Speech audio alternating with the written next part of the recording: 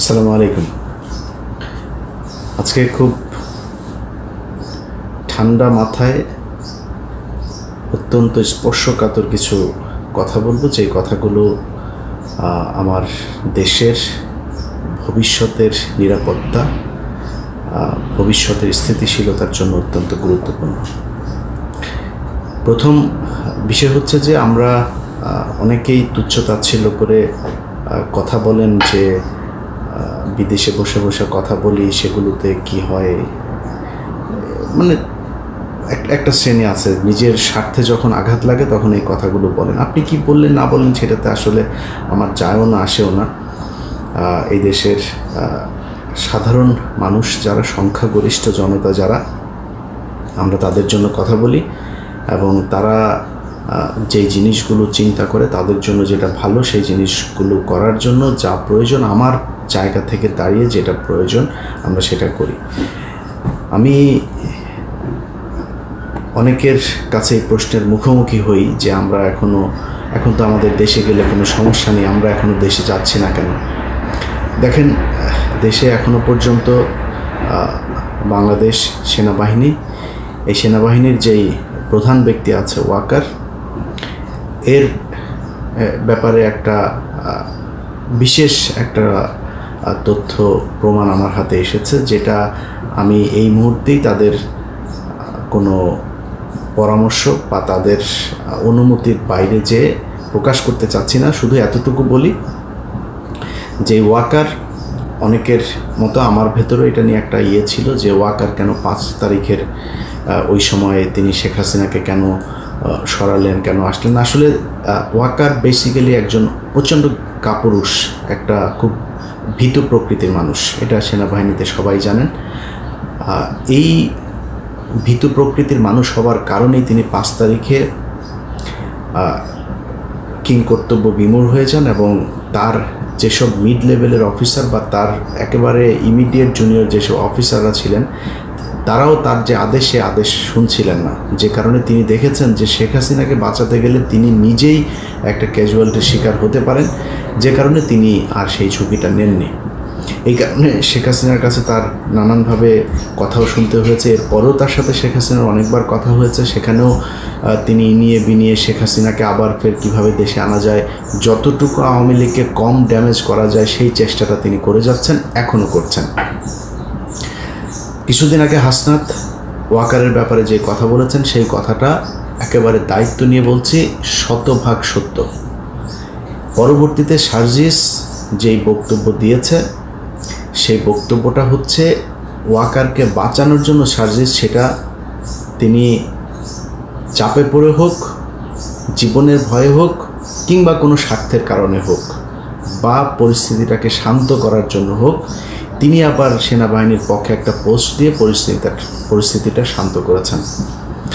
তো আমার কথা হলো যে ওয়াকার 5 তারিখের পর থেকে আজ পর্যন্ত আপনি দেখেন যতগুলো কাজ সেনাবাহিনী করেছে। এই কয়েকদিন আগেও আমার এই ফেসবুকে আমি দেখিয়েছি যে ভারত বাংলাদেশের সশস্ত্র বাহিনীর এদেরকে আপনার বিনা চিকিৎসা করানোর জন্য ভারতে নিয়ে যাবে, সেটার জন্য আবার সশস্ত্র বাহিনী তাদের ভেতরে এটা নিয়ে যাচাই বাছাই করছেন, এরকম না যে তারা মেনে নেন নাই। অতএব ওয়াকার বেসিক্যালি একটা ভারতীয় একজন সেনাপ্রধান বাংলাদেশের সেনাবাহিনীর দায়িত্ব পালন করছে, এর বাইরে কোনো কিছু আমি মনে করি না। কালকের যে তথ্য প্রমাণ আমি পেয়েছি, সেই তথ্য প্রমাণ অনুযায়ী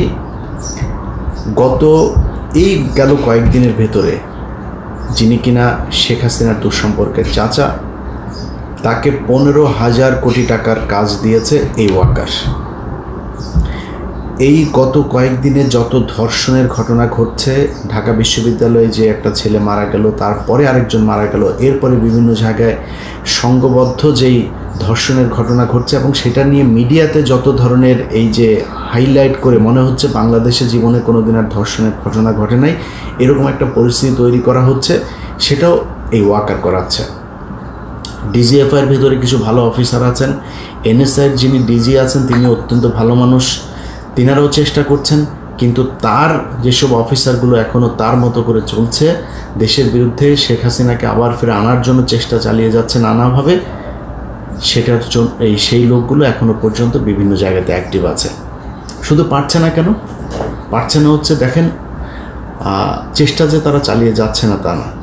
আপনি সব শেষ ঘটনাটা যদি দেখেন, যেটা হাসনাত, তারপরে আপ বাংলাদেশ, ইউনাইটেড পিপলস বাংলাদেশ, যেটা এরপরে হচ্ছে এনসিপি তো আছেই হাসনাতের সাথে, তারপরে জুলাই রিলেটেড অনেকগুলো ইনকিলাব মঞ্চ থেকে শুরু করে অনেক, আমি সবার নাম আর এখানে বলছি না, আপনারা সবাই এটার জন্য কৃতিত্বের ভাগিদার, আপনারা সবাই এখানে করেছেন। আপনাদের কারণে এখনো পর্যন্ত এই পরবর্তীতে শিবিরও গিয়ে যোগ দিয়েছে সেখানে। শেখ হাসিনার যে সুবিধাটা তারা সেনাবাহিনী এবং আসিফ নজরুল সহ এই সেনাবাহিনীর চক্রটা করতে চাচ্ছে, সেটা করতে পারছে না।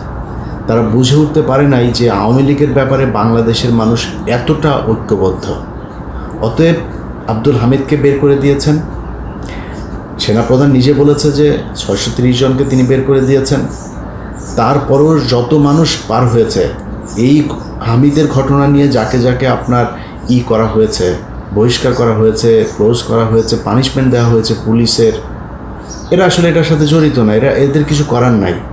পুলিশের যদি কাউকে পানিশমেন্ট দিতে হয়, সবার আগে এসবির প্রধানকে পানিশমেন্ট দিতে হবে, কারণ তাকে আজ থেকে আরও কয়েক মাস আগে এই অর্ডার দেওয়া হয়েছে, এই লিখিত আকারে তাদের নাম সহ দেওয়া হয়েছে, সেখানে আব্দুল হামিদের তালিকা আছে। সেটা মানেন নাই কেন? অতএব যদি করা হয়, সেনাপ্রধান এটার জন্য দায়ী, ডিজিএফআই প্রধান এটার জন্য দায়ী, এসবি প্রধান এটার জন্য দায়ী, তারপরে বিমানবন্দরের সিকিউরিটির দায়িত্বে যারা আছে তাদের প্রধানদেরকে দায়ী করতে হবে। এত বড় ঘটনা, এত বড় মাপের একজন লোক, আপনার মনে হয় যে কনস্টেবল, এসআই আর ইন্সপেক্টর মিলে তাদেরকে পার করে দিয়েছে, বা কোনো এক জেলার এসপি তাদেরকে বের করে দিয়েছে? এটা সম্ভব না। অতএব এটা রাষ্ট্রীয় পর্যায়ে, একদম উচ্চ পদস্থ পর্যায়ের সিদ্ধান্তের প্রেক্ষিতে তাদেরকে বের করে দেওয়া হচ্ছে। তো দেয়াতে যেটা হয়েছে, আমি কয়দিন আগে একটা ভিডিওতে বলেছিলাম যে আওয়ামী লীগ যত দাঁড়াতে চাবে তাদেরকে তত শুয়ে ফেলা হবে। এদের ব্যাপারে বাংলাদেশের মানুষ ঐক্যবদ্ধ, এরা এখনও শিক্ষা এদের হয় নাই। আপনি দেখেন, ভারত পাকিস্তান যুদ্ধ চলছে, সে যুদ্ধের ভেতরে আমি একজন মুসলমান, ভারত আমার মানে পাকিস্তান মুসলমান না কি সেটাও দেখার দরকার নেই। পাকিস্তানের সাথে যুদ্ধ হয়েছিল, সব বাদ দেন, কিন্তু ভারত তো আমার শত্রু। এই কয়দিন আগেই একটা কিলিং করেছে। এখনও পর্যন্ত আমার দেশের সবচেয়ে বড় শত্রুকে ভারতে নিয়ে জায়গা দিয়ে রেখেছে। এখনও পর্যন্ত আমাদেরকে হুমকি দিচ্ছে। আরাকানের ওইখানে এই আরাকান আর্মিকে দিয়ে আমাদের ভেতরে গ্যাঞ্জাম করতে যাচ্ছে, সে সেখানে প্রক্সি ওয়্যার করছে। এগুলো তো এখনও করেই যাচ্ছে।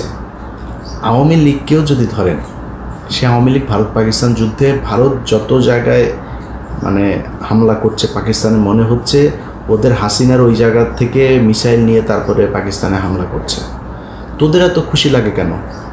আরে বেটা, বাংলাদেশ দেখ, এখন তোদের সময়ের চাইতে চাঁদাবাজি কোনো অংশে কম নেই, চাঁদাবাজি ভালো চলছে এখনও, কিন্তু মানুষ তোদের ব্যাপারে ঐক্যবদ্ধ। এর কারণ কি? এই দেশের মানুষ প্রচণ্ড ধর্মভীরু এবং ধর্ম সচেতন। শুধু ধর্মভীরু না, এরা ধর্ম সচেতন।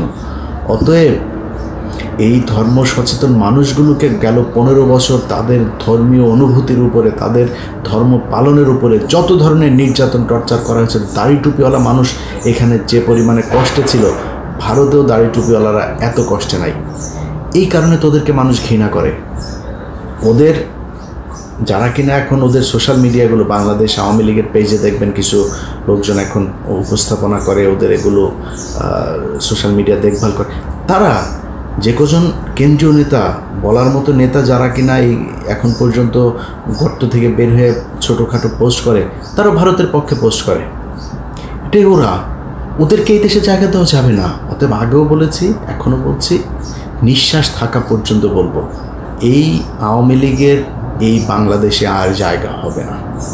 এই প্রজন্ম, এই জেনজি প্রজন্ম যতদিন পর্যন্ত বেঁচে থাকবে ততদিন জায়গা হবে না। এখন প্রশ্ন হচ্ছে, কারা চায় যে আওয়ামী লীগ টিকে থাকুক? আমি বাংলাদেশ ইসলামী ছাত্র শিবিরকে ধন্যবাদ জানাই।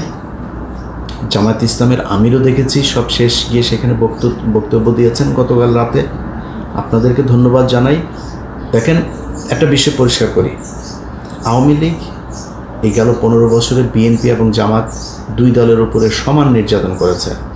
এই দলগুলোর ভেতরে যারাই ভারতের বিরোধিতা করেছে, যারাই অরিজিনাল দেশপ্রেমিক, ভারতের সাথে আঁতাত করে চলতে চায়নি, তাদের কাউকে তারা ছাড় দেন। এমনকি বিএনপির সর্বোচ্চ নেত্রী, তাকে পর্যন্ত তারা জেলখানায় ঢুকিয়েছে।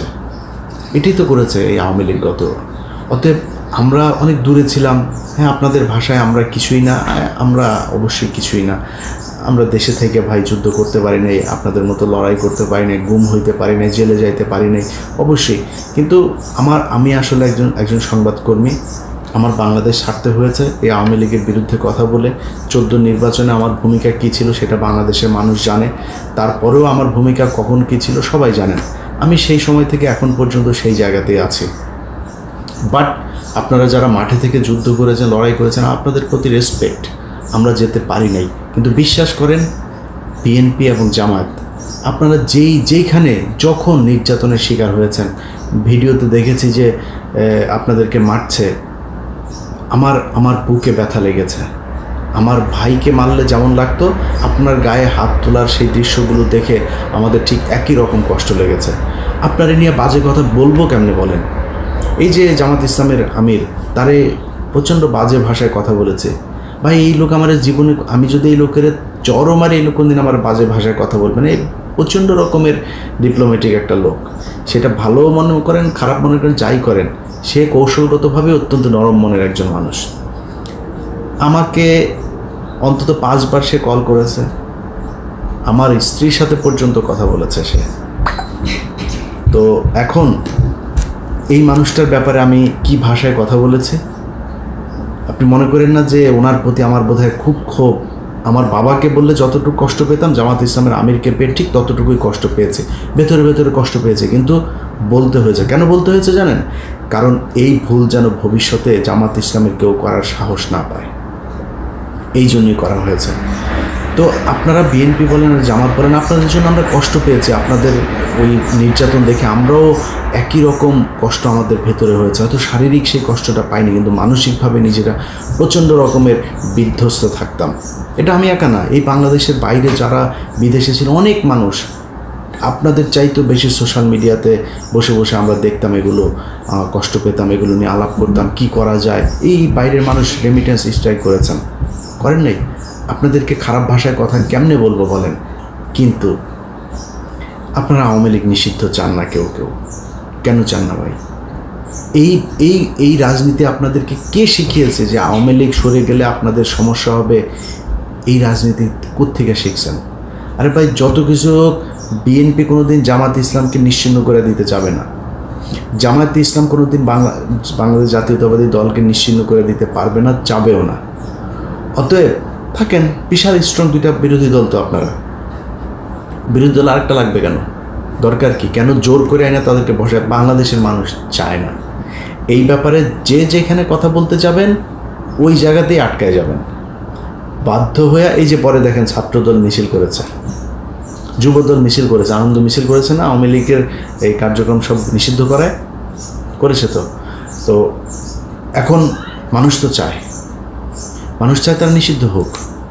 কিছু মানুষ ভারতীয় চর যারা আছেন, তারা যদি নাকি না চান, এটাতে যাবেও না, আসবেও না। অতএব মাথায় রেখেন, আপনাদেরকে এই আওয়ামী লীগ এবং ভারত, এই জায়গায় আপনাদেরকে ঠিক থাকতে হবে। এখনও পর্যন্ত প্রথম আলো, সন্তোষ শর্মা, আমরা কোনো পত্রিকা টেলিভিশনের বিরোধিতা করছি না। আমরা গণমাধ্যমের স্বাধীনতা চাই, পূর্ণ স্বাধীনতা চাই। আজকে আমার ডক্টর কনক সারোয়ার পিনাকিদা, আমাদের ইউটিউব চ্যানেল ভারতে ব্লক করে দেওয়া হয়েছে। কনক ভাই সবার আগে দেখেছে, দেখে আমাদের দেখলাম, আমি আমার ইমেল চেক করে দেখলাম, আমারও সেম, ভারতে আমাদের নিষিদ্ধ। তো এটাই তো, তারা হচ্ছে গণতন্ত্রের, সারা পৃথিবীতে তারা গণতন্ত্রের সবচাইতে বড় দেশ। তারা জাকির নায়েককে নিতে পারে নাই। এরা নাকি আবার ধর্ম এদের দেশে যায়, ওই যে তসলিমা নাসরিন বসে বসে আমাদেরকে ধর্ম নিরপেক্ষতা শিখায়। এটা যদি ধর্ম নিরপেক্ষতা হয়, জাকির নায়েককে ছাড়লি কেন? জাকির নায়েক তো কারো পেটায় নাই। তো জাকির নায়েক কোনো নিজের বর্ণনাও করে নাই, আপনার ধর্ম থেকে আপনাকে বুঝাই দিচ্ছে। আর 5 বছর দিলে না, এরপরে আর লোক খুঁজে পাওয়া যেত না আপনাদের। জয় শ্রীরাম বলার লোকটা খুঁজেও পাইতেন না, আর যেই ভয় আপনারা পারেন নাই। 3টা ইউটিউব চ্যানেলের ধাক্কা তাই সামাল দিতে পারেন না। এটা হচ্ছে ভারত। তো এখন এই বাক স্বাধীনতা ভারতের মতো আমাদের হোক, সেটা আমরা চাই না, আমরা বাক স্বাধীনতা চাই। কিন্তু যেই প্রথম আলো সরাসরি তারেক রহমানকে নিয়ে, খালেদা জিয়াকে নিয়ে কি নাই এমন বলে নাই।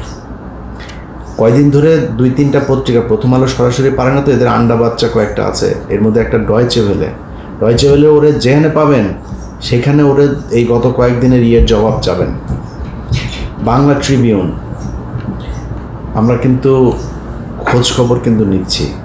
যদি কেউ মনে করেন যে চিপা চাপা দিয়ে বেঁচে যাবেন, সুযোগ নাই, এখান থেকে বের হইতে পারবেন না। টুডে টুমোরো আপনাকে এখান থেকে যাইতে হবে। আপনার যে বাপের আপনারা বাঁচায়, ওই বাপের যেদিন গলায় পাড়া দিয়ে ধরা হবে, সেদিন কিন্তু ঠিকই আপনিও আপনার পিছনে আর কোনো কেউ থাকবে না। গত কয়েকদিন আগে, 2-3 দিন আগে এনি সাহেব প্রথম আলোর সাথে বৈঠক করেছেন। আমরা সেই বৈঠক দেখেছি। সেই বৈঠকের পর আপনারা ছবি তুলে আপনাদের বাংলাদেশ জাতীয়তাবাদী দল বিএনপির পেজে দিয়েছেন, সেটাও আমরা দেখেছি এবং সেটা মনে রেখেছি। ভাই, আপনার বাপ না, আমার বাপ যদি এসে বলে না, বাপ মাফ করে দেয়। প্রথম আলোর বেলায় কোনো মাপ নাই, কোনো ছাড় নাই। আপনি মারে ফেলবেন, খুন করে ফেলবেন, যা মন চায় করেন।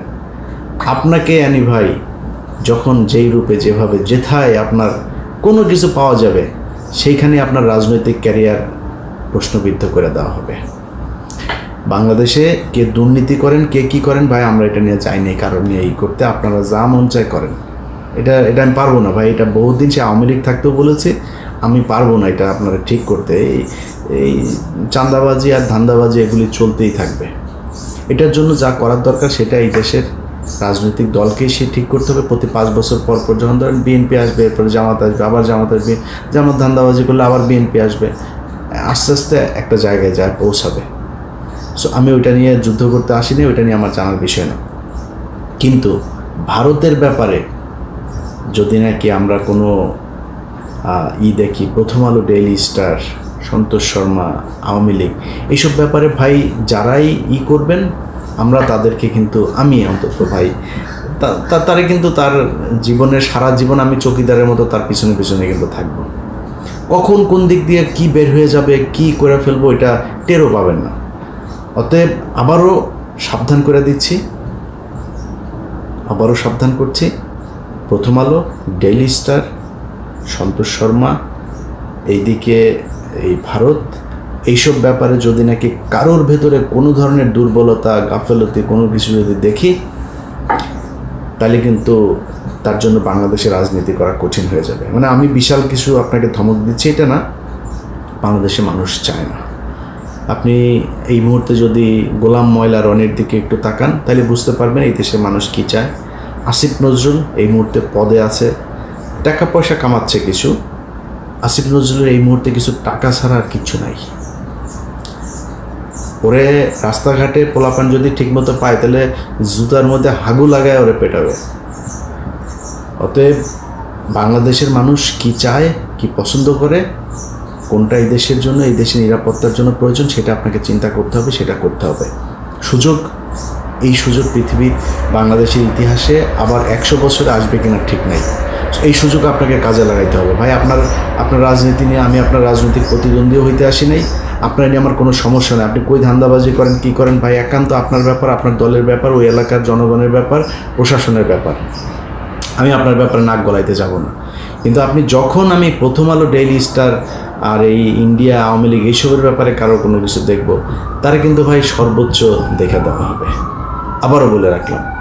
যাই হোক, যেসব ছাত্র নেতারা যারা কিনা আমি এই 5 আগস্টের মতো একটা ঘটনার মধ্য দিয়ে বাংলাদেশের মানুষকে স্বাধীন করে দিয়েছে, আওয়ামী লীগ নিষিদ্ধ হয় বাংলাদেশে, এটা আমরা দেখতে পারবো, এটা আমাদের কাছে স্বপ্ন ছিল, এটা হচ্ছে। এবং যেটা হয়েছে, এখানে অনেক ধরনের ফাঁকফোকর রেখে আওয়ামী লীগের কার্যক্রম নিষিদ্ধ, দল নিষিদ্ধ না, আইনগতভাবে নিষিদ্ধ করা হবে। আপনাদের জনগণ বলছে নাকি যে আইন দেখায় তারপরে নিষিদ্ধ করতে হবে? আইনগতভাবে বলছে? আপনি আইনগতভাবে তো এমনিই হবে। আরে ভাই, আন্তর্জাতিক অপরাধ ট্রাইব্যুনালে যে মামলা চলছে, গুম কমিশনের যেগুলি চলছে, বিডিআর যে সবগুলোতেই হবে। নিষিদ্ধ হবে। তো আপনি এটা আপনার সমস্যা কোথায়? আপনি এখন করে ফেলেন, সমস্যাটা কী ছিল? তারপরে করেন, যেটুকু করেছেন ওকে ঠিক আছে, মানুষ যদি, জনগণ, ছাত্র জনতা যদি মেনে নেয় আমার কোনো সমস্যা নেই। এমনিতেই পারবে না। আপনার মনে হয় যে আপনি এই সামনে নির্বাচন আসবে আর ওই নির্বাচন কমিশনের মাধ্যমে আওয়ামী লীগ যা জমা দিবে, আপনারা নির্বাচনে অংশগ্রহণ করবেন, প্রার্থিতা বা বাছাই করে এগুলি করবেন, আপনার মনে হয় এটা আমরা মাইনে নেব? এটা সম্ভব না।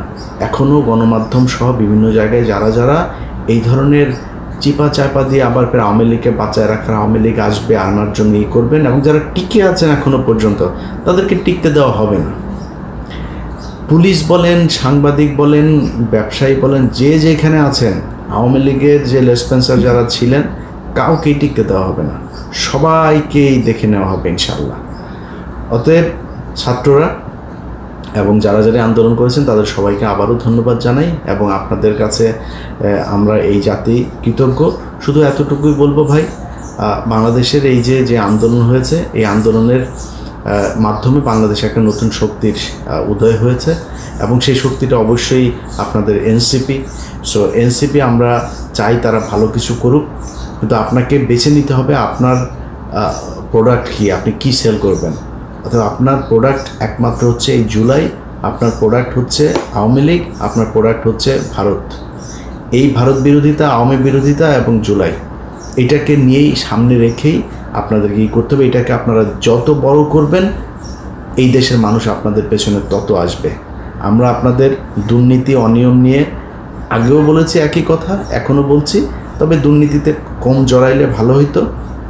কেউ জড়িয়ে গিয়েছেন দল গোছানোর জন্য, টাকা পয়সা। আমি আগেও বলছি, আমি ভাই ধর্মযুদ্ধ করতে আসি নাই, এটা নিয়ে আমার কোনো সমস্যা নেই। কিন্তু আসিফ মাহমুদের সাথে আমার যে দ্বন্দ্ব হয়েছিল সেটা হচ্ছে, আসিফ ভাই উনি প্রথমেই আসিফ নজরুলের পক্ষ নিয়ে একটা পোস্ট করলেন, তারপরে আমি কিছু বলিনি। ওইটা কিন্তু আমার ব্যক্তি আক্রমণ হয়ে গিয়েছিল, তারপর আমি কিন্তু কিছু বলিনি। কিন্তু উনি যখন প্রথম আলোর মাধ্যমে বই প্রকাশ করলেন, এরপরে আমি ওনার প্রতি খেপেছি। আমি যেইভাবেই হোক আমি খবর পেয়েছি যে আসিফ মাহমুদ এখন আসিফ নজরুলের সাথে নেই, এবং আসিফ নজরুলের ব্যাপারে ছাত্র প্রতিনিধিরা সবাই মিলেই ডক্টর ইউনূসের কাছে তাদের যেই বিরোধের কথা সেটা জানিয়েছেন, এবং আসিফ নজরুলের ব্যাপারে তাদের যে আপত্তি সেটাও জানিয়েছেন। আসিফ নজরুলের কোনো বক্তব্য যেন ছাত্রদের বক্তব্য হিসেবে ডক্টর ইউনূস না নেন, সেটাও তিনাকে জানানো হয়েছে, এবং এই গত 8-10 দিনের ভেতরেই সেটা জানানো হয়েছে। তো যে কারণে আসিফ, নাহিদ, হাসনাত, সার্জিস যারা আছেন তাদের ব্যাপারে আমার কোনো নাই, কোনো অভিযোগ নাই। শুধু আপনাদের কাছে অনুরোধ থাকবে ভাই, প্রথম আলো, ডেইলি স্টার এইসবের ব্যাপারে যায় না। এইসব জায়গায় গেলে কিন্তু ভাই মাথায় রক্ত উঠে যাবে, তখন কিন্তু ঠিক থাকে না কারে কি বলবো। এটা ভাই আমার মানে আদর্শের খেলা, আমার একমাত্র পুঁজি এখন এই আমার মানে জীবনের টার্গেট হচ্ছে এই প্রথম আলোর এদের বিচার নিশ্চিত করা, এই সন্তোষ শর্মা সহ এদেরকে করা, এবং গণমাধ্যমে এখনও পর্যন্ত যারা আছে তাদের, এবং এদের ব্যাপারে কিছুই যে হবে না তা না, এটার ব্যাপারে আমরা কাজ করছি। আমরা কাজ করার সেই ধরন, সেই সময়টা হয়তো আপনাদের বিভিন্ন সময় হইতে পারে, বিভিন্ন কিছু হইতে পারে, বাট দেখবেন যারা মনে করছেন বেঁচে গিয়েছেন, আপনাদের এই শাস্তি থেকে আপনাদের বাঁচাটা এত সহজ হবে না।